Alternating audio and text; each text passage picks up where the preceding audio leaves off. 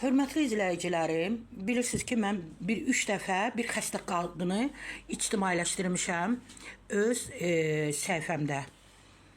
Qadın adı Günəşdir. Günəşin familiyası necə getdi? Rəhimova Günəş.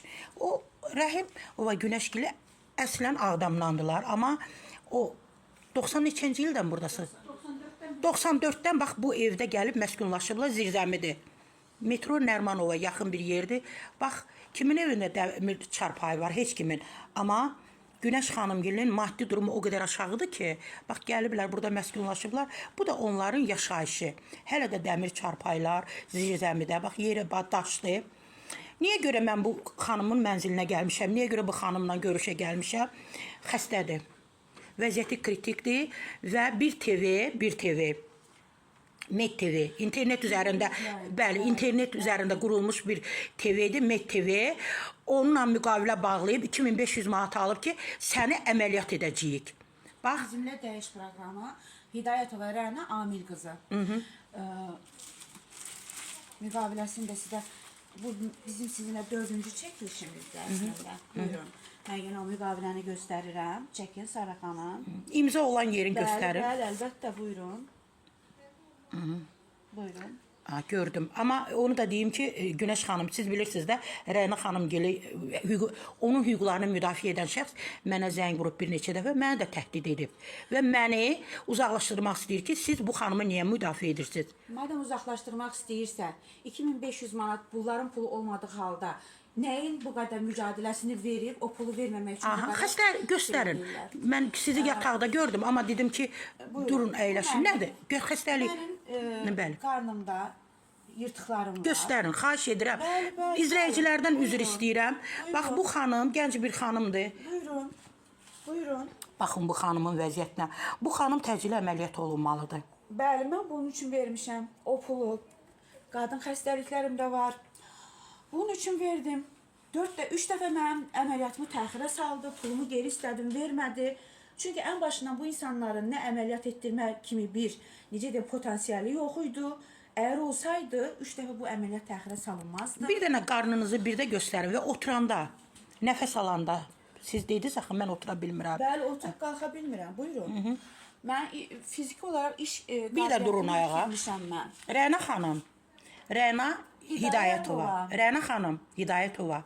Baxın bu xanımın, Günəşin, baxın vəziyyətinə. Nəfəs ala bilmir, otura bilmir, dura bilmir, heç yerdə işləyə bilmir. Çünki deyir ki, əyləndə əziyyət çəkirəm, nəfəs ala bilmirəm. Sizin hüquqlarınızı müdafiə edən bir şəxs mənə zəng vurur, deyir ki, siz geri çəkilin. Bu xanımı müdafiə etməyin. Niyə? Bu qadının günahı nədir? Bu qadın xəstədir. Bax, əziyyətlə əyləşib burada. Hörmətli izləyicilərimiz, siz gördünüz. Siz bu qadının özü də Ağdamlandır, zirzəmidə yaşayır. Bax, bu onun evi. Harada dəmir çarpayı var? Rəna xanım, harada çarpayı var? Dəmir çarpayı. Ancaq görün, bax, maddi durum aşağıdır. Rəna xanım, insafınız olsun. Xahiş edirəm. Məni məhkəmələ qorxudursunuz, hədəliyirsiniz. Etməyin bunu. Verin məhkəməyə. Mən qorxmuram. Amma sadəcə olaraq bu qadın, baxın, bu qadın nə vəziyyətdədir? Əlacsız qalıb. Sizi məhkəməyə verən Rəna Hidayətova Amil qızı, Medikal TV-nin bizimlə dəyiş və Med TV-nin yeni səhər aparıcısı olan xanım və bu xanımı müdafiə edən hüquqşünas. 2500 manatı verməməniz hara qədər və ödətdirdiyiniz kreditin, hələ digər maddi zərərlərinizi demirəm, hara qədər siz bunun mücadeləsini verəsiniz? Mən sizdən öz haqqımı istəyirəm. Sizsə məni sosiallaşdıran bu xanımı təhdid edirsiniz. Onun çevrəsindəki insanlara zəng edib təhdid edirsiniz. Siz nə eləmək istəyirsiniz? Cəmaət sizə verdiyi pulu geri istəyir. Mən sizə verdiyim pulumu geri istəyirəm. Günəş xanım, bir də durun ayağa, əziyyət olmur. Göstərin qarnınızı. Mən Səhiyyə Nazirliyinə. Buyurun. Azərbaycan Respublikasının Səhiyyə Nazirliyinə.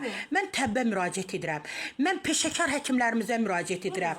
Bu xanıma gəlin kömək edək. Bu xanımın vəziyyəti ağırdır, nəfəs ala bilmir, çətinliklə yeriyir. Bunu aldadıblar, 2500 pulunu da alıblar əlindən.